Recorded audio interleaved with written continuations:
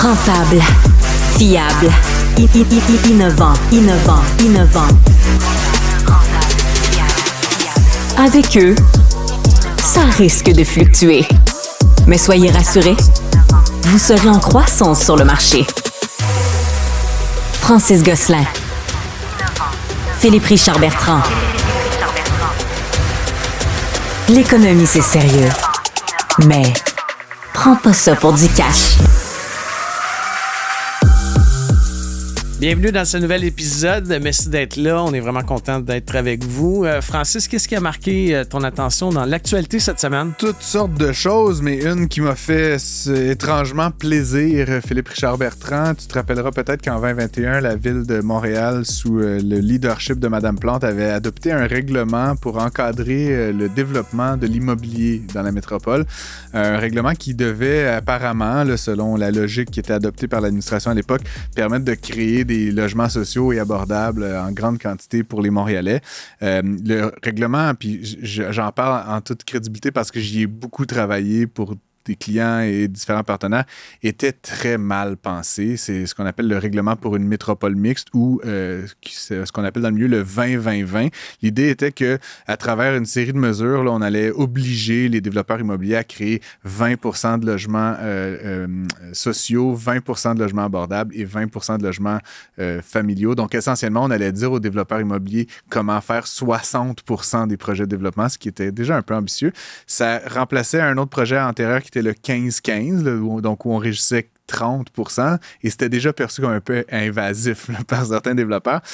Et ce qui était drôle, donc, c'est qu'on pensait, évidemment, en ajoutant ces exigences-là, qu'on allait, d'une certaine façon un peu magique, inciter les développeurs à faire du logement social et abordable, donc du logement à perte, et ce faisant, les logements normaux, qui représentaient maintenant moins de la moitié, évidemment, ils allaient magiquement, eux aussi, se mettre en chantier. Évidemment, ce qui s'est passé, Phil, c'est que la totalité ou presque des développeurs ont choisi de payer une pénalité au lieu de faire du logement social et abordable. Et donc, depuis 2021, là, en 3 ans, il s'est construit 86 logements sociaux à Montréal via ce règlement-là. Je ne sais pas si tu réalises combien ça fait par jour. Là, mais, et donc, j'en parle de ça parce que la ville est, j'espère, peut-être arriver à être raisonnée. Puis, donc, c'est pas comme ça que ça a été présenté, mais clairement, on abandonne le projet. Ben, Là, pas ça, les développeurs en voulaient pas. Là. Il y a même non, c'est ça, mais donc, qui en avait parlé. La nouvelle, c'est qu'en fait, on suspend temporairement l'application du règlement. Juste petite parenthèse, je pourrais en parler longuement de ça, mais l'année dernière, face au constat d'échec, tu sais, c'était quoi la logique inéluctable de Valérie Plante? C'était de dire, le problème, c'est que les pénalités sont pas assez importantes. Donc, pour promouvoir le développement de nouvelles unités d'habitation, on a pensé, et ça n'a pas tenu, fort heureusement, d'augmenter les pénalités, essentiellement, donc les taxes. Selon certaines estimations, là, on parle de 4 à 5 000 $ de pénalités par porte. Et le problème, évidemment, Phil, c'est que plus on rajoute d'embûches, que ce soit des délais, que ce soit des fausses taxes comme le 20-20-20, etc., bien, plus on fait augmenter le prix de tous les logements. Et donc, forcément, les logements qui, jusqu'hier, étaient des logements normaux, bien, sont maintenant plus chers, donc plus inaccessibles. Donc, ça crée de la demande pour des logements sociaux et des logements abordables. Et c'est comme une espèce de serpent qui se mord la queue. Écoute, je pourrais faire un topo d'une heure sur le logement, mais j'ai une conviction dans la vie, puis c'est pas parce que je suis un gros méchant de droite ou quoi que ce soit. C'est même favorable, je pense, à l'égalité puis à l'équité en matière de logement. Toute forme de contrôle des prix dans le logement nuit au logement et nuit au prix du logement. Et c'est partout la même chose, que ce soit le tribunal administratif du logement ou des règlements complètement stupides comme ce règlement-là. En fait, en pensant faire le bien, on fait le mal. Parce que si on permettait aux développeurs de construire davantage d'unités, l'offre et la demande, à un moment donné, se rencontreraient, puis les prix seraient maintenus à un niveau pas artificiellement plus bas qu'ils ne le sont actuellement. Pour chaque personne à Montréal là, qui paye 600 $ par mois de loyer, il y en a un autre qui n'a pas de logement, donc est obligé de se loger à 2500 $. Si on normalisait tout ça, ben, tout le monde paierait 1200, mais c'est pas comme ça qu'on a pensé notre système. Donc, on a des gagnants, les amis du parti, les gens qui se qualifient, etc. Puis, on a les perdants, qui sont pratiquement tout le monde, qui payent beaucoup plus cher en raison de mauvaises politiques comme celle-là. Les débardeurs ne pourront pas être forcés de travailler, car ce n'est pas un service essentiel. Ils sont très contents. Ben, tu sais qu'il y a eu des grèves là, au port de Montréal. Il y en a eu aussi dans l'Ouest canadien, d'énormes. Puis c'est intéressant que tu le mentionnes, parce que moi, je voyais ça vraiment comme Montréal, mais effectivement, le jugement, il est fédéral. Hein? Fait que ça va s'appliquer éventuellement, je pense aussi, à Vancouver. Donc, rappelons les faits. Là, il y a 2 grèves qui ont affecté le port de Montréal. Une première d'une 20aine de journées, la deuxième plus rapide, 5 jours. Il y a toute la question de savoir si l'activité portuaire montréalaise, là, mais que dans les faits canadiennes, est un service essentiel. Puis on sait qu'évidemment, dans la loi sur le travail, que ce soit la police ou les ambulanciers ou toutes sortes les infirmières, à un moment donné, le droit de grève, pour le meilleur et pour le pire, doit être limité parce que c'est un service qui est essentiel au fonctionnement de la société, que si ces gens-là arrêtent de travailler pendant 6 mois... Mais le gouvernement du Québec de Legault a même pensé à mettre les professeurs dans les services essentiels. C'est rendu large. Ça dépend à quel parent tu demandes, mais je suis sûr qu'il y en a qui soutiendraient ça. Ceci dit, donc, l'activité portuaire, donc, selon ce jugement-là, n'est pas un service essentiel. Et donc, ce que ça veut dire, c'est essentiellement parce que là, la convention collective des débardeurs du port de Montréal est échue encore une fois depuis le 31 décembre 2023. Et donc là, il y aurait potentiellement une possibilité de grève là, qui serait à l'horizon si jamais les parties ne s'entendent pas. Et donc, ce que ça vient de dire, c'est qu'essentiellement, s'ils vont en grève, on ne pourra pas forcer le retour au travail comme si c'était un service essentiel. Donc, ça limite quand même assez sévèrement. Ils se battent beaucoup sur le maintien des emplois parce qu'en fait, il y a de plus en plus d'automatisation de la machinerie qui permet d'avoir moins d'employés. Par contre, les débardeurs veulent le maintien des emplois, du nombre d'emplois. Il y avait plusieurs affaires. Là. Évidemment, moi, je ne suis pas favorable ni à l'une ni à l'autre des parties, mais il y avait quand même la question que je comprends bien, Phil, c'est que les débardeurs, ils sont comme on-call 7 jours par semaine, comme quasiment 24 heures par jour, ce qui te fait une vie de famille quand même bizarre. Là. Tu sais, c'est comme... Je comprends qu'on ne sait pas à quelle heure le bateau va arriver. T'es payé 100 000 $ par année. Oui, mais les professeurs aussi maintenant, là, c'est plus ce que c'était, 100 000 $. Puis je veux pas dire que c'est pas beaucoup, mais en même temps, c'est pas non plus. Puis c'est un job avec plus de dangerosité, avec plusieurs affaires.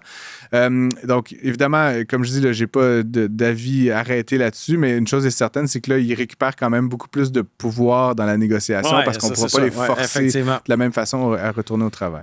Autre chose, punir les propriétaires pour lutter contre la pénurie de logements. Oui, ben c'est Hydro-Québec là, qui, évidemment, fait des pieds et des mains pour isoler les logements. Là, je ne sais pas si tu as parlé avec Mario Dumont cette semaine. Là, il a fait un tweet pour rappeler à tout le monde que le Québec, c'est comme on est le cancre de l'utilisation de l'énergie électrique parce qu'elle coûte peu cher, puis c'est à nous, etc. On flaube de l'électricité au Québec comme pire. Je pense que en tout cas, toutes les autres provinces canadiennes, mais c'est comme on est parmi les pires au monde. T'sais. Puis ce qui est drôle, c'est que Mario, il y a eu en réaction à ce tweet-là des gens qui contestent les faits. C'est comme, non, c'est pas vrai. Hein? Fait en tout cas, je sais pas quoi dire, mais bref, Hydro-Québec, a raison, je pense, veut limiter la perte d'énergie. Là, c'est quand même absurde. Je sais pas, as-tu des logements, toi, déjà, Phil, où ça chauffe tellement qu'il faut que tu ouvres la fenêtre à moins 40 l'hiver. Moi, j'ai habité quand j'étais étudiant, là, des logements que c'était comme du chauffage central dans le bloc. Là. C'était pas à l'électricité souvent, c'était comme au mazout, là, mais des grosses plaintes. Il faisait 28 dans l'appartement en plein milieu de l'hiver parce que c'était comme soit ça chauffe ou soit ça chauffe pas. Fait que là, il fait moins 30 dehors, mais il fait 28 dans ton appart. Fait que qu'est-ce que tu fais? Tu ouvres la fenêtre, ce qui est comme un petit peu... ridicule. Fucking absurde, excusez-moi l'expression. Fait que là, évidemment, Hydro veut lutter contre ça. Bref. Mais ce qui est un petit peu particulier, c'est la manière qu'on réfléchit ça, c'est qu'on se dit, on va imposer des sanctions aux propriétaires. Mon point sur le 20-20-20 puis le règlement pour une métropole mixte. À un moment donné, une des raisons pour laquelle les propriétaires sous-investissent dans leur logement au Québec, c'est parce que les loyers sont maintenus artificiellement bas. C'est sûr que si tu es capable d'augmenter le loyer en fonction des investissements que tu fais, tu ferais des investissements. Donc, qu'est-ce qu'on fait au Québec? On achète une bâtisse, on peut pas augmenter les loyers, donc on maintient des loyers super faibles, puis on n'investit pas dans la propriété, ce qui fait qu'avec le temps, ça se dit. Donc là, ils veulent imposer cette taxe-là pour forcer les propriétaires à, évidemment... Il y a sûrement la Régie du bâtiment du Québec qui va devoir intervenir à un moment donné. Mon point, Phil, c'est qu'est-ce que ça va être? C'est que ça va finir par être une taxe sur la propriété immobilière, puis qu'est-ce que ça va faire? Ça va créer une pression additionnelle sur le financement, sur les tarifs, sur les prix, sur les rénovictions, etc. Donc, pour moi, à la limite, OK qu'on mette des désincitatifs à brûler de l'électricité dans le vide, mais c'est sûr que ça va être de l'autre côté, devoir être accompagné de subventions et d'autres aides de l'État pour rénover ces bâtiments-là, dont les loyers sont maintenus artificiellement bas. Mandat de grève chez Airbus à Mirabel, c'est vraiment un mauvais timing. Ben, tu sais, dans l'air du temps, Phil, le Boeing est en... Je sais pas, comme à chaque jour, il y a comme une roue qui tombe, là, j'ai l'impression. Je sais pas si t'as vu la dernière, là, ils trouvent pas il ne trouve pas les registres des changements de la fenêtre qui est partie en plein vol. Au secours. Ils ne sont pas capables de trouver nulle part qui a touché sur la fenêtre quand c'est une exigence de la loi. Ben là, je sais pas. Fait qu'il y a eu la roue qui est tombée là, dans un parking. Là, ça détruit des voitures. Je sais pas si ça représente une roue d'avion. Ouais, le fil, c'est plus gros. C'est comme une roue. Non, mais ça peut tuer. Il n'y a pas eu de blessés, mais les voitures là, sur le champ là, sont comme écrapoutillées. On dirait qu'un Bigfoot est passé par-dessus. Bref, et il y a eu aussi une autre histoire. Un avion qui est atterri, je me rappelle plus, je pense que c'est à Atlanta. Mais puis il manquait un morceau. Un gros morceau en dessous de l'aile. Mais genre, personne s'en est aperçu. Genre, là, l'avion, il se parque, le gars, il vient de débarquer les bagages, puis c'est comme shit, il manque mais comme un morceau de comme 4 pieds par 4 pieds, là, pas une vis, là, un gros morceau du fuselage en dessous de l'avion. C'est plate parce que Airbus devrait comme profiter de cette malchance. La grève, donc là, écoute, bon, l'A220, rest in peace, la C-Series, là, donc l'A220, qui est cet appareil... Donc, un des très bons investissements du gouvernement du Québec. Passons, mais bref, qui est assemblé à Mirabel avec des emplois payants, qui est un peu un avion de la nouvelle génération, bon, qui maintenant est fait par Airbus. Bref, les employés se sont dotés d'un mandat de greffe à 99,7%. Là, fait que, bon, ils sont écœurés. Ceci dit, les négociations se sont poursuivis là, au moment d'enregistrer l'émission. On ne sait pas qu'est-ce qui va se passer, mais en tout cas, les négociations se sont poursuivies toute la semaine. C'est une bonne nouvelle. On espère que ça va arriver à une entente. Il y a quand même 1300 employés. Puis l'enjeu, Phil, deux choses. Tu parlais de l'investissement de Québec. L'investissement du Québec, il va produire un rendement. Là. On peut dire oui ou non, mais il va produire un rendement, mais selon des seuils qui vont être atteints par Airbus dans la production de l'A220. Et donc, l'enjeu, comme toute chose, quand tu fabriques un nouvel avion comme l'A220, c'est que le premier, il te prend 1000 jours à faire, puis le deuxième, 500 jours, puis le troisième, tu sais, puis plus t'en fais, à un moment donné, le temps de fabrication diminue par avion, et t'arrives à un moment donné où t'en fais 30 par mois, tu sais, je sais pas, là, encore une fois, les chiffres, mais ça va plus vite. Évidemment, s'il y a un arrêt de travail, ben là, il faut comme pas tout recommencer, mais tu sais, cette cadence. S'ils s'arrêtent pendant un mois de réapprendre là, qui va où, quelle vis va comment, tu sais, il y a comme tout un processus de remise en chantier qui va avoir une nouvelle courbe d'apprentissage. Et donc, deux choses. Retarder la mise en service de ces avions-là à un moment où, pour Airbus, l'opportunité est folle. Tu sais, c'est un beau concurrent du 737, le 8 MAX, là, tu sais, l'A220. Et par ailleurs, pour le gouvernement du Québec, ben, ça va faire probablement en sorte que l'investissement soit moins rentable. J'imagine qu'il y a des clauses là, sur des affaires de grève pour l'investissement du Québec ou pas. Tu sais, ça dépend par qui et comment ça a été négocié. Tout est pardonnable par le gouvernement du Québec. L'inflation recule et ces baisses de taux, ben, il y a des baisses de taux à l'horizon. La Banque du Canada a même statué cette semaine, là, comme quoi on pourrait voir des baisses de taux plus tôt qu'on croyait. En fait, la décision du 6 mars pour du Canada, pour le 6 mars, la Banque du Canada a décidé de ne pas changer son taux. Je te rappelle qu'on a un pari, toi et moi, ouvert là, à ce sujet-là. Mais donc, ils ont choisi de ne pas parier là. Et donc, plus tard cette semaine, on a eu l'accès ce qu'on appelle les minutes, là, c'est-à-dire les délibérations des gouverneurs de la Banque du Canada. Et ce qu'ils disent essentiellement, c'est comme selon toute vraisemblance, il va y avoir des baisses de taux. On n'en doutait pas, mais tu sais, c'est écrit là, maintenant noir sur blanc. L'économie se comporte comme on le pensait, là, c'est-à-dire ça s'en va dans la bonne trajectoire, il y a un peu de croissance, il y a une baisse de l'inflation, tu sais, tout est beau. Donc, selon toute vraisemblance, ça s'en vient. Là. Donc, c'est une question de pas de si, mais de quand. Et aux États-Unis, un peu le même son de cloche. Hein. La Fed a fait une rencontre plus tôt cette semaine, puis M. Powell a dit que c'était encore une fois, c'était done deal. Il va y avoir des baisses de taux. À un moment donné, les analystes américains parlaient de 6 baisses de taux en 2024. Ça sera pas 6. C'est pas mal ça. Mais la Fed est plus transparente que la Banque du Canada. Ils disent carrément, là, M. Powell, il va y avoir 3 baisses de taux. Même question, à partir de quand? Puis évidemment, de combien? Mais le Canada, généralement, on a des petits chiens de poche. On suit un peu. Ouais, ben il y a plusieurs affaires. Puis je sais pas si tu as vu ça semi-lié, mais la Banque nationale a aussi publié des chiffres qui estiment que le dollar canadien pourrait baisser à 70 sous. Là. Il était à 74, 75 aux dernières nouvelles. Puis il y a un impact, notamment de la différence entre les taux directeurs.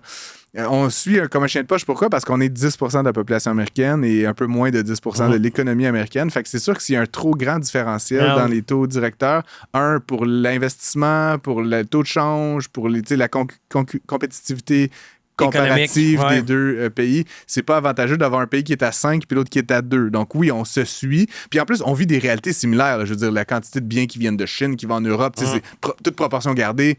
il y a des différences, là, on a des partenaires un peu différents, mais tu sais, ça se ressemble. Fait que quand ça va super bien aux États-Unis, c'est rare que c'est la fin du monde ici et vice-versa. Donc oui, c'est normal que ça suive. Mais donc, les deux institutions ont été un peu dans la même réflexion cette semaine. Et donc, tu sais, pour rassurer les auditeurs, les baisses, là, s'en viennent. Genre, peut-être pas d'ici la prochaine émission. Lâchez pas. Mais l'autre d'après. Lâchez pas, t'as fait. C'est notre revue d'actualité. Ouais. À la prochaine. Voilà.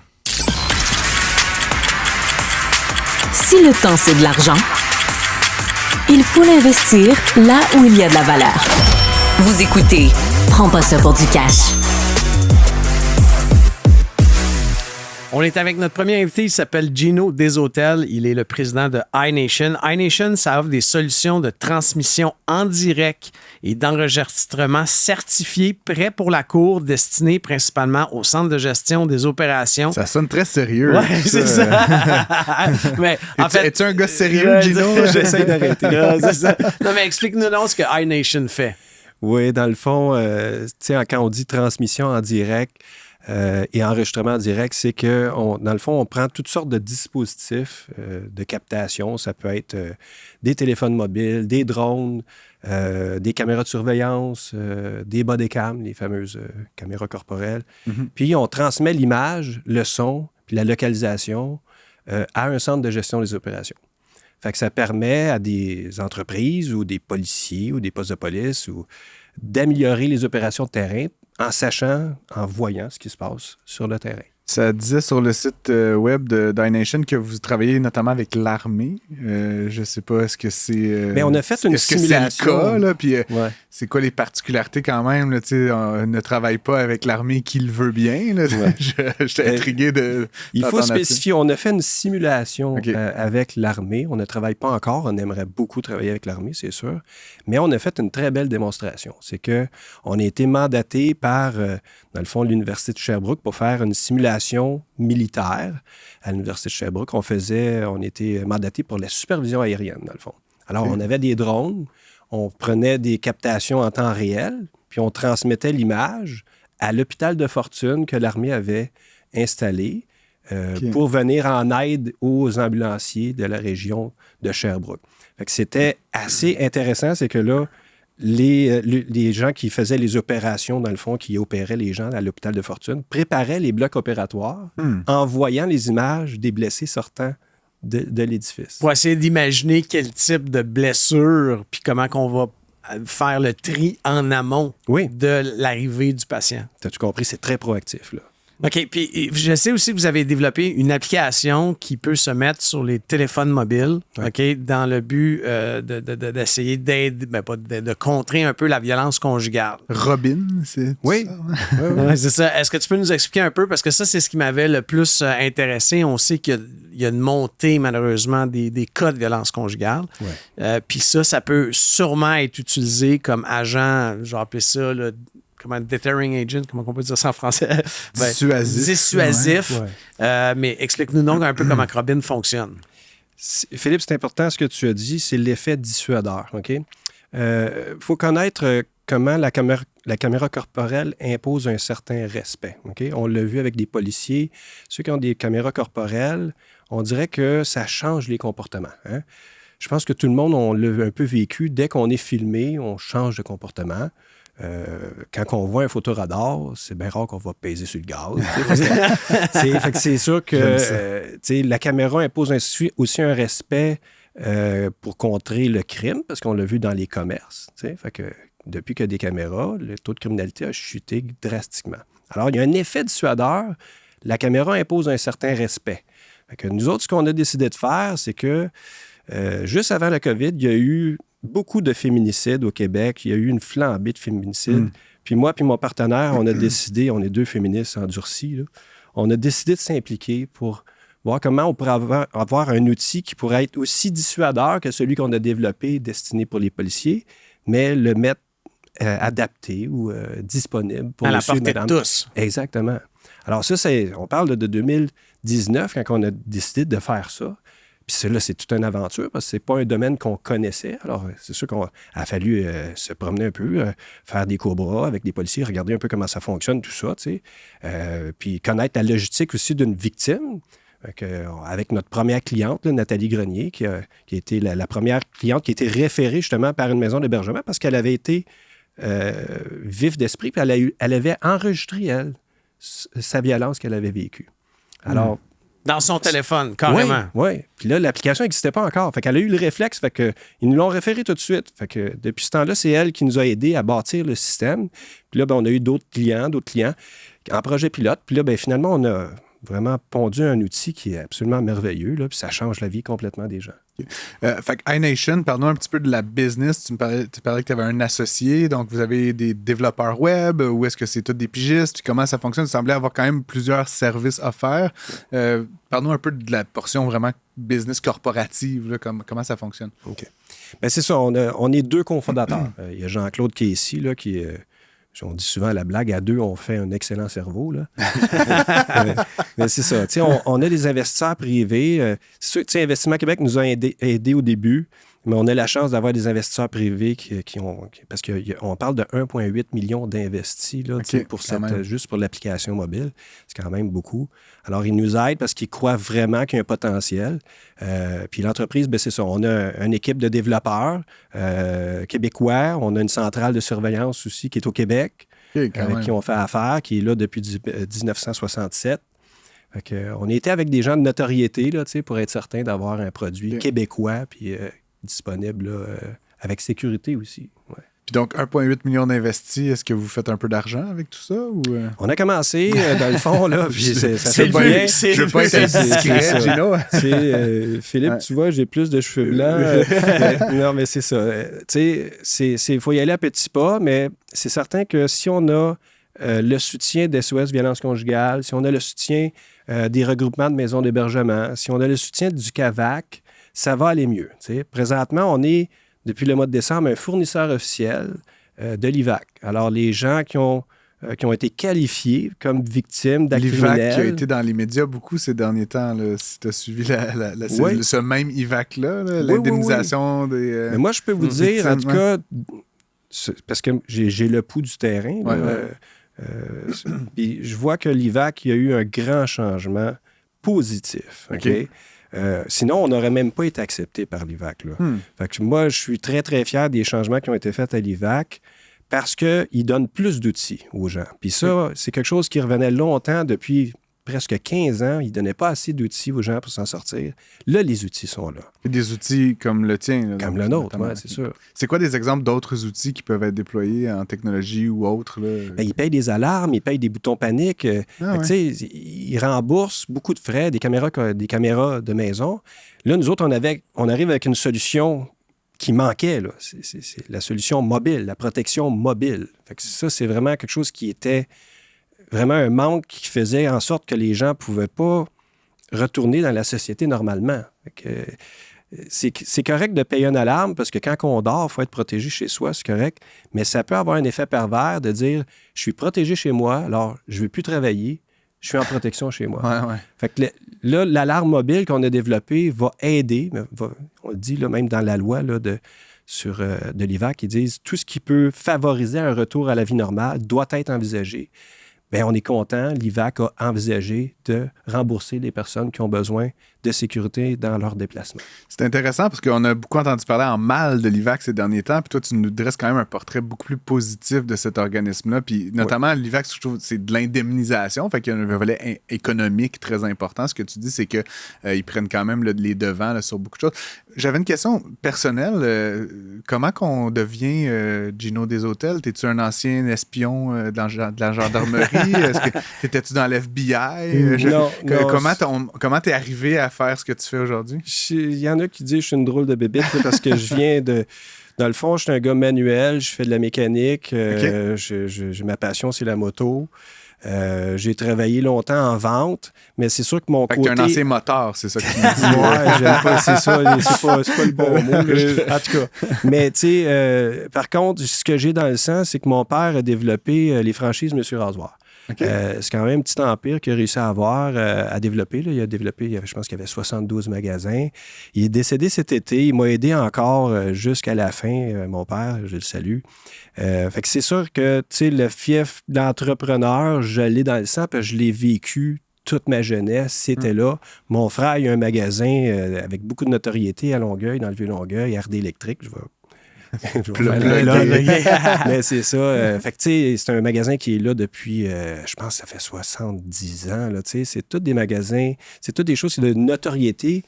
Fait que c'est un peu des qualités que j'ai reçues. C'est comme ça que tu t'es alimenté, puis à un moment, tu t'es lancé. Mais c'est sûr que quand on vient pas du domaine, tu as quand même levé 1,8 million. Les revenus commencent à arriver. De tout supporter ça, tu as trouvé ça comment? On parle beaucoup de la santé mentale des entrepreneurs. Tu l'as vécu comment? On va accueillir d'ailleurs Dominique Gagnon la semaine prochaine. OK. On m'en avait parlé quand j'ai été conseillé par des gens d'Investissement Québec. Ils nous parlaient de la vallée de la mort. On était dedans là, longtemps. Là, ça veut dire que tu as une idée, tu la proposes, tu la développes, tu arrives avec un projet, une espèce de sample de ton idée. Là, mais de la mettre en production, c'est toute une affaire. Puis d'avoir surtout des fois, on pense que ça peut aller facilement avec les gens du milieu. Moi, je suis un homme dans un milieu de femmes actuellement. OK? Fait que c'est pas si facile que ça. Ça, j'avais pas pensé vivre ça. Un peu, comme dans une shop de gars, juste des gars, c'est pas bon. Ouais. Mais je pense que juste des femmes aussi, je la trouve rough. Là, intéressant. Ouais. Parce que j'imagine que dans la mécanique de moto, ça devait être plus le biais inverse. Je veux pas faire de à part ma fille, elle a suivi son mécanique. Excellent. C'est quoi les prochaines étapes pour toi? Là? Donc là, vous arrivez à faire des revenus, etc. As-tu des grands projets là, de conquête de l'univers? Oui, c'est sûr. Ouais. Là, on a besoin de l'accord du gouvernement. C'est sûr qu'on prévoit une rencontre avec Simon Jolin-Barrette. D'ici peu, là, c'est qu'on veut aller de l'avant le plus tôt possible pour ne pas se faire voler l'idée par les géants. On ne veut pas tomber dans un projet pilote, là, parce que là, ça va nous repousser de 2-3 ans. Des caméras, ça existe, ça fait longtemps. Des alarmes, ça existe, ça fait longtemps. Des boutons panique, ça fait longtemps. On a juste mis tout ça ensemble dans une application mobile. Fait que j'ai pas besoin d'un projet pilote. Je pense qu'on n'a pas besoin de ça. Il faut aller de l'avant. C'est exportable, notre solution. Présentement, on est partout au Canada. C'est disponible au Canada. Il y a pratiquement juste de vente au Québec. On a rencontré le côté fédéral. On s'en vient avec une proposition aussi. Parce qu'on est chanceux au Québec, il y a un filet social avec l'IVAC. Il n'y a rien d'autre au Canada. Là. Il n'y a pas de comparable dans le reste du pays, non? On change souvent contre l'IVAC. Je sais pas. Ouais. Mais il n'y a pas de filet social ailleurs dans le Canada. Là. Ils ne vous rembourseront pas une alarme si vous êtes dans le trouble. Ce qui est une bonne chose. Mais encore une fois, c'est... De se faire rembourser. De se faire rembourser. Non, mais c'est de voir comment on est capable de capitaliser sur cette expérience-là pour essayer d'aller chercher des ventes à l'exportation après. C'est tout la violence n'a pas d'âge, n'a pas de sexe, il n'y a pas de lieu. Puis je pense qu'avec la situation économique et la géopolitique actuellement, c'est une solution qui est gagnante. On fait juste regarder là, les Juifs à Montréal, la communauté des Juifs, la communauté, la Palestine, tout ça. Tous ces gens-là vivent du racisme. Okay? Puis c'est pas de leur faute là, ce qui se passe. Là. Puis c'est grave là, ce qu'ils vivent. Là, fait que la violence, il y en a partout, même avec les députés. On regarde là, nos élus, ils vivent de la violence. J'étais hier dans le bureau d'Alain Raez, puis ils ont vécu, eux autres aussi, de la violence. Fait que la violence, elle atteint tout le monde. Dans toutes les sphères de la société, c'est pas seulement les pauvres. Fait qu'il faut être là. Faut que la démocratie continue. Je trouve ça de valeur quand les gens démissionnent en politique à cause des enjeux de sécurité. On en a vu quelques-uns. Oui, dans des enjeux. Mais encore une fois, je trouve que la solution que tu proposes, le fait de pouvoir transformer ton appareil téléphonique, on va appeler ça, ton téléphone intelligent, dans une solution sécuritaire qui aussi... parce que l'idée, c'est que avec votre centre, la preuve est admissible à la cour. Oui, ça, c'est important. Je pense que vous avez sûrement vu tous les programmes informatiques qui modifient avec l'AI, les visages, la voix, c'est capoté. Là. Qui permettent de faire des faux, essentiellement. C'est ça. Fait que, il ne faut pas oublier, les victimes d'actes criminels, ils ont beaucoup de difficultés à être crues et à être entendues. Okay? Puis là, avec tous ces dispositifs-là, ça va être encore plus difficile. Y a-tu des montages? Fait que nous, là, quand que vous prenez capturer une preuve là, avec notre application mobile, ça l'enregistre pas dans le téléphone. C'est une raison simple, c'est qu'on veut garder l'enregistrement de façon native, dans le serveur sécurisé.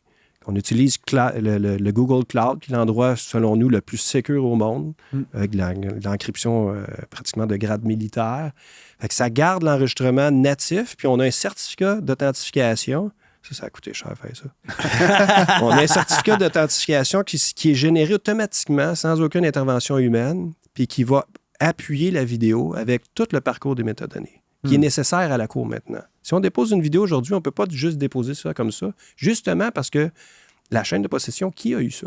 Fait que nous, on prouve que c'est natif, puis le certificat est là pour le prouver. Non, c'est ça. En fait, c'est de là où tout l'investissement qui a été fait par iNation. Oui, ça. Puis, tu sais, la technologie de transmission en temps réel qui transforme le téléphone en bodycam, elle était déjà là. Mais c'est sûr que, tu sais, on avait des requêtes au niveau ambulancier, policier, tout ça, tu sais, de faire en sorte que la gestion de la preuve était bien faite. Fait que, tu sais, on l'a juste adapté, dans le fond, au civil, là, cette solution-là. Vraiment intéressant. Il va juste rester à avoir des precogs, là, comme dans Minority Report, pour anticiper les actes avant qu'ils ne surviennent. Mais en tout cas, lorsqu'ils surviennent ou sont sur le point de survenir, on peut faire confiance à Robin, qui est l'application pour les victimes de violences conjugales, et à iNation de manière générale là, pour toutes sortes d'autres. On invite, là, si vous connaissez des gens qui sont victimes, malheureusement, de violences conjugales, d'aller voir sur le site. Là, il y a un appareil qui peut être mis à votre disposition. Puis en plus, vous pouvez aller chercher une genre de subvention, je vais appeler ça comme ça, là, de l'IVAC. Une aide, oui. Ouais. Gino Zutel, merci d'avoir été avec nous. Merci. C'est un énorme plaisir. Merci beaucoup de m'avoir invité. À très bientôt. Un taux d'intérêt très élevé qui défie toute la concurrence du marché. Avec Francis Gosselin et Philippe Richard Bertrand. Prends pas ça pour du cash. C'est un fait d'armes assez rare à Montréal, un restaurant de grande qualité, en tout cas, là, qui célèbre ces jours-ci ses 40 bougies, on pourrait dire. Le Bonaparte, qui est un des plus anciens restaurants, est notamment installé dans le vieux Montréal, avant même que ça soit le vieux Montréal qu'on connaît aujourd'hui, le hip and hop là, de toute la bourgeoisie montréalaise. Et donc, pour en parler, on a Martin Bédard, qui est propriétaire du... Non, je vais rectifier ça. Je suis directeur général. Directeur du restaurant. général. Oui, Okay, oui. ben, qu'est-ce que ça mange en hiver dans un restaurant comme le Bonaparte? Un directeur général, déjà. Qu'est-ce que ça ouais. mange en hiver? Ben, déjà, il mange au comme Bonaparte. Donc, avec restaurant français, tout ça. Puis moi, j'essaye tous les restaurants, d'ailleurs. Je ne suis pas à prétention d'avoir mangé partout, mais je suis un gourmand, je suis passionné de ça. Puis évidemment, c'est ça. Donc, j'essaie toutes autant du McDo, aller jusqu'à toquer toute la haute gastronomie. Oui. Donc, tu es un gestionnaire, pourrait-on dire? Oui, c'est ça. Moi, j'ai commencé là, comme boss boy. Je suis devenu serveur. Au Bonaparte? J'ai travaillé aussi aux États-Unis. Moi, j'ai travaillé avec Alain Ducasse à DSX House. J'ai fait l'ouverture du restaurant à la Grenouille. J'ai travaillé à le seul restaurant 5 étoiles qu'il y avait à Los Angeles qui s'appelait l'Orangerie. Est-ce que tu portes habituellement un nœud papillon quand tu travailles, Martin? Ben, j'ai eu plusieurs phases. J'ai des phases avec cravate, des phases avec nœud papillon. Puis là, ben, je vieillis un peu, puis il y a de la corpulence là-dedans, fait que je détache un peu mon cou. Bref, le restaurant est ouvert depuis 40 ans, donc c'est son anniversaire. Petit fun fact, là, en 1987, Philippe, lors de la sortie du film Le Festin de Babette, ça me ramène quand même à... J'étais jeune. Le restaurant avait eu l'excellente idée de faire une réplique du festin et ça l'avait évidemment propulsé sa réputation un peu partout. Le fondateur, propriétaire, qui est toujours, qui a toujours des parts, qui est toujours là, exactement, avait cette brillance-là d'être allumé là, sur qu'est-ce qui se passait. Puis quand il a vu ce film-là qui était vraiment un chef-d'œuvre, là, je veux dire pas un chef-d'œuvre, mais une popularité, tout le monde allait voir ce film-là, il a dit au chef, on crée le menu Festin de Babette et ça l'a créé un petit oomph là, de popularité. C'est brillant comme idée. Ça a marché au bout. Mais tu sais, pour être en opération, on en parlait là, quand tu étais en train de t'asseoir, là, pour être en opération 40 ans plus tard. Puis on essaie de se rappeler de tout ce qui existait depuis 40 ans. Qu'on peut presque nommer. Qu'on peut nommer, mais il y en a, mais pas beaucoup. Pas beaucoup. Puis comme je disais aussi, on est solide, on est là pour rester. On fait en sorte pour arriver à s'ajuster selon le temps, parce que nous, c'est un restaurant français classique, restaurant Bonaparte, là, c'est vraiment dans le plus classique. On fait pas, il n'y a aucun, par exemple, poudre dans nos sauces. On fait nos fonds de sauce la veille, vraiment la vieille cuisine traditionnelle, mais on s'est adapté avec le temps. On a rajeuni un peu et le restaurant, le style du restaurant, tout en gardant le style quand même classique. On l'a quand même revampé. Donc, moi, je pense aussi où on est situé, ça l'a aidé. Au début, le Vieux-Montréal n'était pas, comme vous aviez dit, là, il n'était pas en tout qu'est-ce que c'est maintenant, ou maintenant c'est trendy, c'est assez...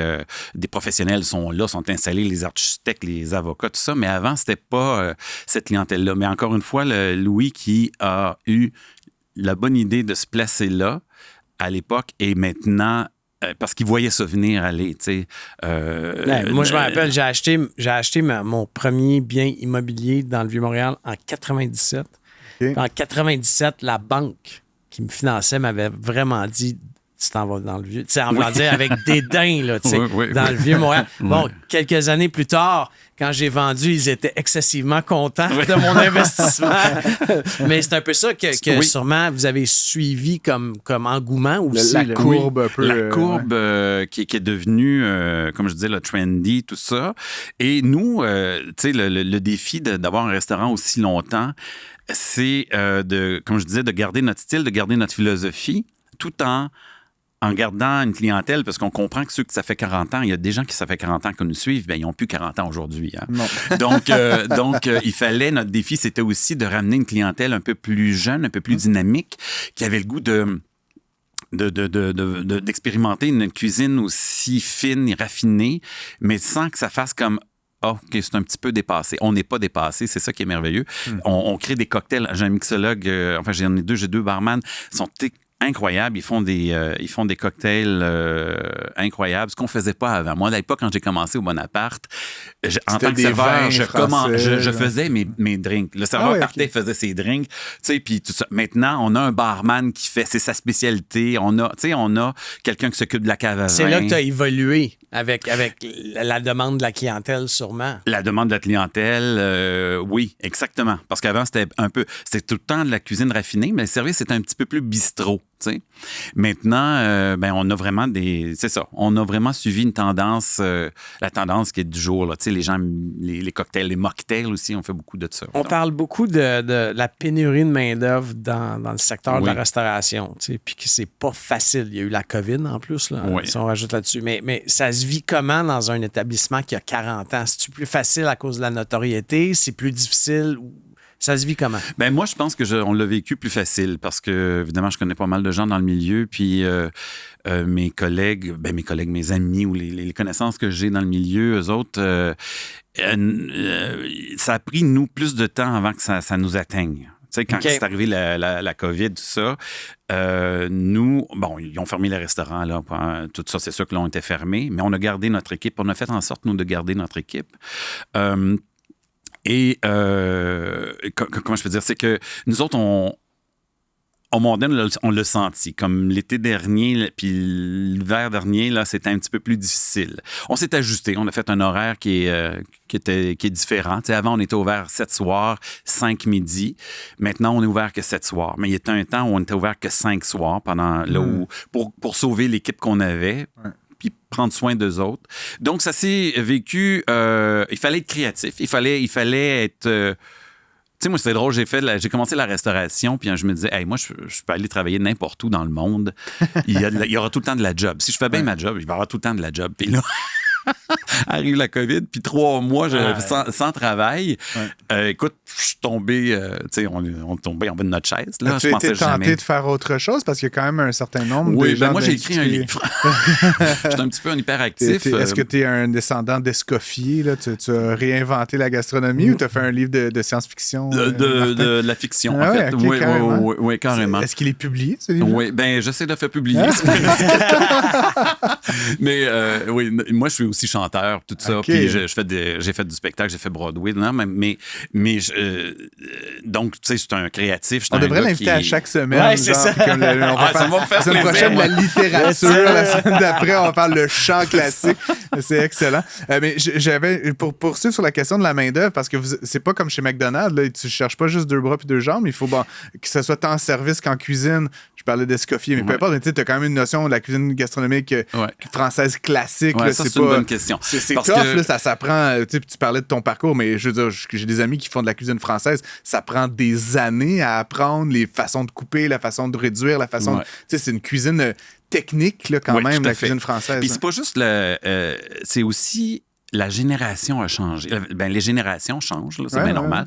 Moi, évidemment, vous avez compris que j'ai commencé en 89 là-bas, fait que j'étais une autre génération. Mais ça aussi, il faut s'adapter. Hein. Fait que oui, donc notre difficulté, nous, c'est de la fine cuisine. Il faut, tu sais, c'est pas juste tu mets la boulette sur le pain, puis tu le mets au micro-ondes, puis tu le sors, puis c'est super bon. Tu sais. Nous autres, il y a plus de préparation, ça prend des techniques, ça prend une connaissance. Donc ça, c'était plus difficile. Beaucoup de gens se sont recyclés dans autre chose. Les personnes compétentes, là, vraiment des chefs, des grands cuisiniers, comme des directeurs de restaurants ou des maîtres d'hôtel ou des serveurs, ils se sont...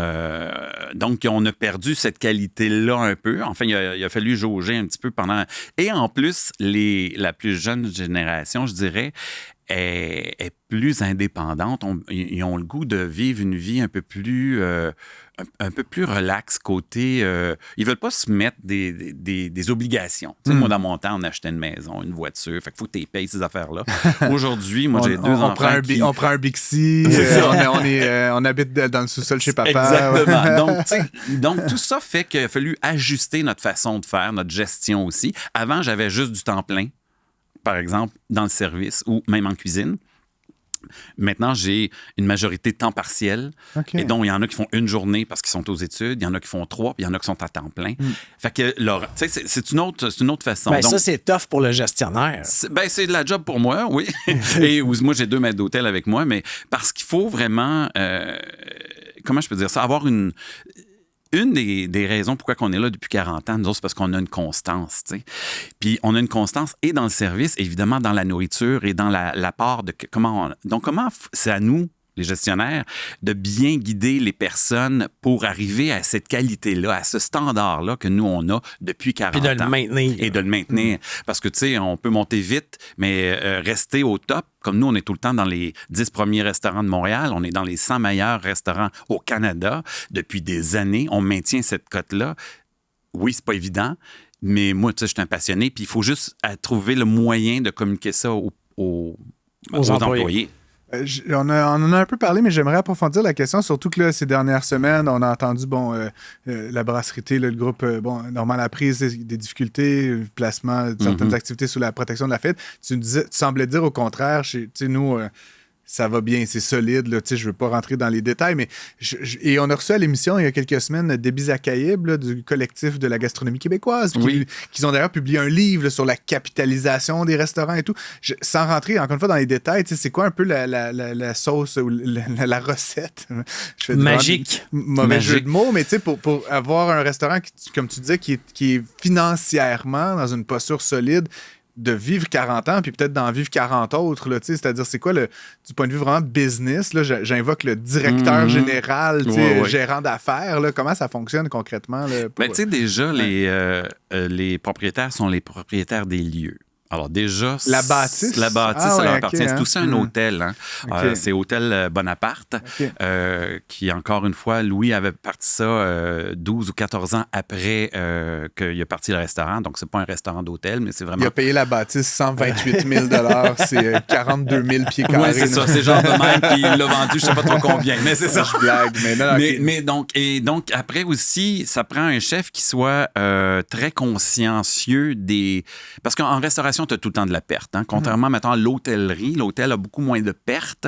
Mais nous, c'est sûr que maintenant, le bout de salade est plus bon, on le jette. La qualité n'est pas assez bonne, surtout au niveau où on est. La gestion des approvisionnements. Ça prend un chef qui soit vraiment serré sur la gestion des approvisionnements. Ça part de là. Ça, c'est la clé. Puis après, il faut...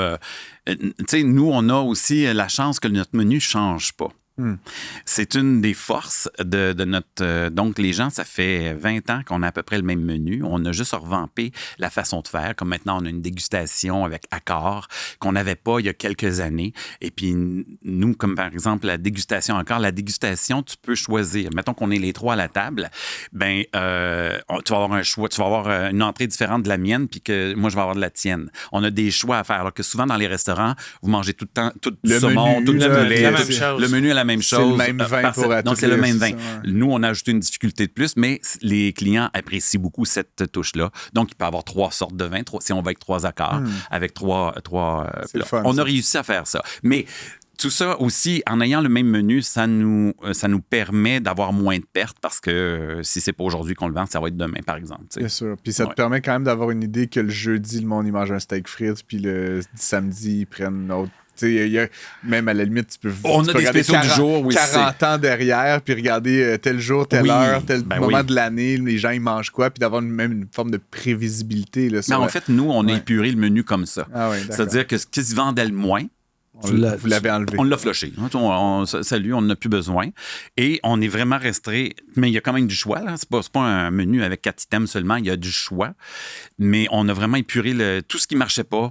On l'a enlevé. Puis effectivement, on sait que on peut vendre telle chose. Certains des entrepreneurs qu'on a connus là, dans ce milieu, puis tu sais, la gastronomie au Québec, c'est pas non plus... la génération de mes parents n'avait pas tant de... Oui, un peu, là, mais tu sais, aujourd'hui, on a un peu des stars. Bon, il y a les émissions à la télé et tout, mais je parlais de Normand Laprise, Martin Picard. Une des stratégies, beaucoup de ces entrepreneurs-là, de ces chefs-là, ça a été de créer plusieurs points de vente, là, pour appeler ça comme ça. Vous, c'est pas une stratégie que vous avez retenue? On a failli le faire. Ouais, ben, j'aimerais ça un peu t'entendre. Qu'est-ce qui vous en a empêché? Est-ce que c'est exclu pour toujours? Est-ce que c'est... ben là, exclu pour toujours, je sais pas. Mais il y a un temps où Louis, il y a une propriété, plusieurs propriétés en Floride. Fait qu'à un moment donné, puis moi, j'ai habité New York pendant 10 ans, comme je vous disais. Là, j'ai fait de la comédie musicale, ben de trucs. Puis j'ai travaillé avec Alain Ducasse à la Grenouille. Mais... donc, on pensait faire une succursale genre à New York, un peu comme Miloche font, là, à New York, puis à Miami, ou une affaire comme ça. Puis, on en a parlé, Louis et moi, pas mal, et on a eu peur de perdre la qualité qu'on a. Moi, je suis pas gêné de dire que tu viens manger le mardi soir, dans ce temps-là, on était ouvert le jeudi midi, le samedi soir, tu as la même qualité, tu vas avoir le même service, tu vas avoir parce que je suis sur les lieux, notre chef est là. Je trouve que c'est difficile de gérer 3 places à 3 villes, 2 pays différents pour avoir cette qualité-là. Cette qualité-là, tu peux pas dire « OK, moi, je pars 3 mois, puis je reviens, puis ça devrait être correct. » Il faut que tu sois présent, il faut que tu sois là. Puis, donc, on a fait ce choix-là, nous. On a fait le choix, après avoir réfléchi, parce qu'il y a beaucoup de gens, on a beaucoup d'Américains qui viennent manger ici au restaurant, puis ils nous disent « Ah, vous devriez avoir un bon appart à New York ou à Miami, puis ça va marcher. » On le sait que ça marcherait, mais... Vous voulez rester concentré sur pour le moment, je pense que c'est pas mal ça, oui. Un des sujets qu'on a abordé avec Debbie Zakaïb, c'était la question de la relève ou du repreneuriat, appelle ça comme tu veux, mais bon, tu le disais, tu n'as peut-être plus 20 ans, on va dire ça comme ça, Martin. Oui. Et Louis non plus, je devine. Oui. Est-ce que vous en discutez ouvertement? Est-ce qu'il y a des membres de l'équipe ou des gens autour de vous qui sont pressentis? Puis encore une fois, sens-toi bien à l'aise, là, je veux pas te faire mettre les pieds dans les plats, mais quelle est la nature de votre réflexion sur... dans 40 ans, justement. Oui, absolument, parce que nous, c'est notre... À qui ça, on voit ça par comme qui ça. Ça sera repris, là, éventuellement? Ben, il y a 7 ans, ou environ, 7-8 ans, je ne sais plus trop, je me souviens plus, mais il y a un groupe qui s'appelle Epic Collection, qui est géré par Silvio Secoli et Gino Melati, qui ont acheté le Bonaparte, la bâtisse. Donc, l'hôtel et une partie, le restaurant aussi, mais encore une fois, le Louis toujours lié, associé avec eux pour le restaurant. Donc, pour l'hôtel et tout ça, ça a été comme acheté. Eux autres, ils ont aussi l'hôtel Uville puis l'hôtel Epic. Et donc, donc ça fait partie du futur, si on veut, là, tranquillement. Oui, je sais pas si ça répond à la question. Non, mais puis comme je sais pas, toi, tu es directeur général, tu as grandi dans Ouais. l'industrie, un peu dans le restaurant aussi depuis plusieurs années. Est-ce que tu as un DGA qui va un jour te remplacer? Pas juste aussi au niveau de l'actionnariat, mais en termes d'humain, là, un jour où tu décideras d'aller en Floride. Déjà, on va mettre les choses ou de retourner à la comédie musicale, qui sait, mais... j'en fais encore. Mais quand tu vaqueras à autre chose peut-être un jour, est-ce que tu as déjà commencé à identifier ou à réfléchir à ton remplacement? Je veux dire, c'est une question légitime. Tout à fait. On réfléchit à ça. Une chose qu'on réfléchit aussi, c'est que moi, je suis un instinctif. Je suis un créatif, je suis un instinctif. Puis évidemment, avec les années que je suis là, il y a des choses qui sont comme presque innées, c'est devenu inné. Je les ai acquises, là. Donc, avec le directeur, le VP, Daniel Galland, on est en train de justement mettre sur papier un peu mes connaissances. Ce qu'avant, je faisais comme un peu, faisons ça, puis je le sais que ça va marcher. Et là, on est en train de mettre ça sur papier pour que ça soit plus clair. T'sais. Puis éventuellement, donc, ça sera un robot qui va pouvoir faire ça. Écoute, on n'en est pas là. J'espère que non, parce que nous, une de nos forces, là, c'est la convivialité. On a de la chaleur. C'est pas juste un restaurant où tu as la petite serviette sur le bras. Puis, on est vraiment entre le bistrot puis la gastronomie. On veut un restaurant. Donc, on espère que le robot prendra pas de place. Qu'est-ce qu'il y a dans les sacs? C'est un steak frites que tu nous as Alors, emmené, écoute, ou ça va être... Je vais vous l'offrir. Mais dans les sacs, évidemment, on parlait, ça fait 40 ans. Ouais. Fait qu'on a fait faire des verres. Je ne sais pas si on peut... On va montrer le sac. Là. Et puis, on a fait faire des verres qu'on va remettre à nos habitués. Que nous deviendrons. Oui, j'espère. Et donc, il y a, je ne sais pas si vous voyez, là, ici, Bonaparte, notre logo, Bonaparte et 40e anniversaire. Magnifique. Ben merci. Donc, ça va me faire plaisir de vous donner ça. Merci, Martin. C'est ça, c'est pour... puis oui, venez nous voir. En tout cas, si Phil oublie son sac, moi, je suis venu en auto. Blague. Merci beaucoup, Martin, d'avoir été avec nous. Ça me fait plaisir. Puis, à la prochaine fois.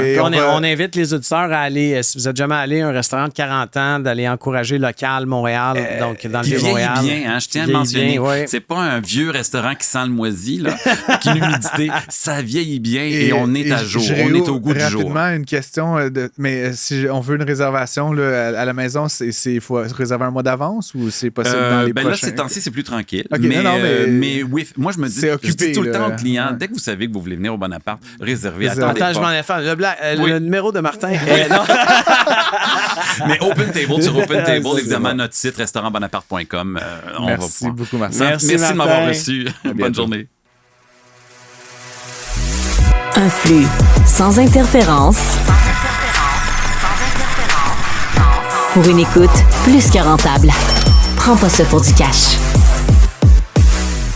On est rendu à la partie que j'apprécie, moi, le plus de l'émission, outre les invités, bien entendu. C'est le Fun Fact économique. Cette semaine, Francis, tu nous parles de la théorie des vitres brisées. Broken Glass Theory. Je le dis en anglais parce que c'est des économistes américains qui l'ont initialement développé. C'est un fait économique intéressant et souvent surprenant. Une théorie, là, si tu veux. La théorie des vitres brisées, ça date de mon année de naissance, 1982. C'est James Wilson. C'est une jeunesse. Et un criminologue. C'est un économiste et un criminologue qui ont travaillé ensemble. Et essentiellement, ce qu'il dit, c'est qu'un environnement désordonné et négligé peut encourager le crime et le comportement antisocial. Et donc, tu vois où je veux en venir, Montréal est dans un état de déréliction absolument totale. Pas mal tous les printemps, mais on dirait que cette année, c'est encore pire. Puis, tu sais, le fait que nos studios soient dans le village, là, puis dans, tu sais, on dirait que c'est comme... Dans le pays. Turbo, là. Donc, c'est dégueulasse. Évidemment, tu as vu peut-être cette semaine, Phil, la mairesse devait parler avec Yasmine Abdel-Fadel. Elle a annulé. Elle a annulé à 5 minutes de préavis.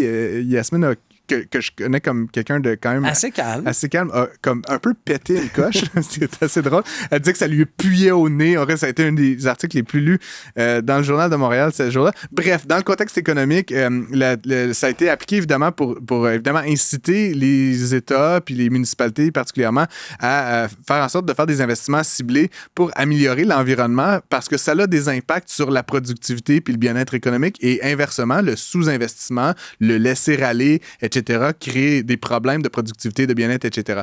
Puis je passais la réflexion, on en parlait là, plutôt en studio avec certains collègues, mais tu sais, il y a aussi un aspect, à Montréal, on dit c'est pas la faute de la mairesse, c'est parce que les gens, ils se laissent traîner, tu sais, ils mettent leur vidange dans la rue. Mais il y a quand même quelque chose, Phil, qui m'est venu à l'esprit par rapport à ça. C'est sûr qu'une ville qui est totalement dégueulasse, si tu as un déchet dans la main, qu'est-ce que tu vas faire? Ben, tu vas le rajouter au lot de déchets qui sont préexistants. Si tu vas dans une ville absolument limpide, là, tu vas te balader à Genève, là, il te passerait jamais par la tête de comme jeter ton chewing-gum par terre ou même ton mégot de cigarette. Là. C'est une ville qui est propre. Et je faisais remarquer à Isabelle Maréchal, à qui j'en parlais, qu'à Madrid, dans les années 2010, ils ont lancé une grande campagne de marketing, ils ont embauché des nettoyeurs de rue, ils ont investi des millions de dollars, pas pour 1000 ans, mais pendant une période de 5 ans, ils ont comme dit aux Madrilènes, aux gens de Madrid, « Guys, notre ville, elle doit être propre. » C'était comme Madrid Limpio, là, je me rappelle plus exactement l'énoncé, mais c'était comme un genre de brainwash, là, comme il faut rendre notre ville propre, c'est bon pour le tourisme, c'est bon pour nous, et ultimement, c'est bon pour la productivité, c'est bon pour le bien-être, c'est bon pour le développement économique. Et ça a fonctionné. Madrid, aujourd'hui, est une ville beaucoup plus propre qu'elle ne l'était il y a 20 ans. Donc, à un moment donné, il y a peut-être un choix, une action consciente là, à prendre pour changer les choses. Puis cette théorie des vitres brisées, là, c'est-à-dire des vitres de commerce brisées, bien évidemment, peut justifier que des investissements ciblés soient faits pour vraiment améliorer des quartiers délabrés puis s'assurer de les transformer un peu plus en moteur économique. C'est une bonne idée, ça. Ça ferait du bien à la Ville de Montréal. Oh yes. Alors, on se voit la semaine prochaine. Avec plaisir. Vous pouvez nous écrire en studio. studio@cube.radio. Nous trouver sur les médias sociaux, Philippe Richard Bertrand ou moi, Francis Gosselin. On prend toujours vos questions, vos commentaires, vos inquiétudes, vos ambitions. Et tout ça. Tout ça. À la semaine prochaine. À la semaine prochaine. Tous les épisodes de Prends pas ça pour du cash sont disponibles en podcast sur l'application et le site cube.ca.